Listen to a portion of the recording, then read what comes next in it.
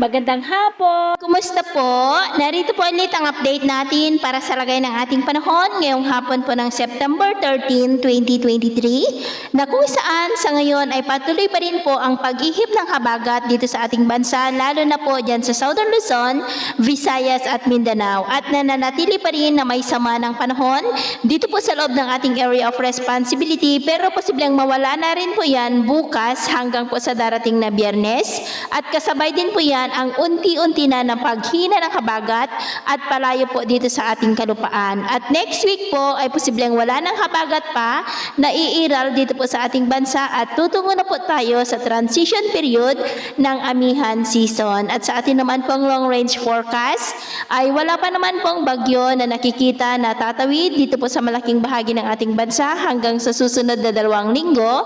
Pero posible pa rin pong pamumuo ng mga sama ng panahon at ang development po ng mga ito ang ating babantayan.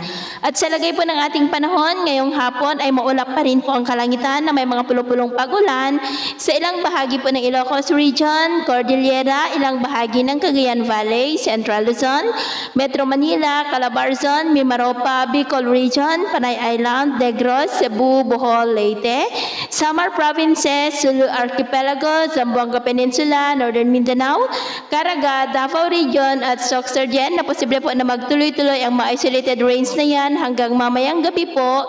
Kaya mag-ingat pa rin tayo sa mga banta ng mga pagbaha at pagguho ng lupa, lalo na po at posible ang may kalakasan ng mga pag-uulan sa ilang mga lugar. At sa atin naman pong mga baybayin, wala naman po tayong nakataas na anumang gale warning signals, pero iba yung pag-ingat lamang po kung papalaot tayo para mas makaiwas sa mga sakunang pangkaragatan. So, yun po ang latest update natin sa araw na ito. At ako po muli si James na nagsasabing, sa kahit na pagsubok po na darating sa ating buhay, huwag na huwag po tayong mawawalan ng pag-asa. Thank you and God bless!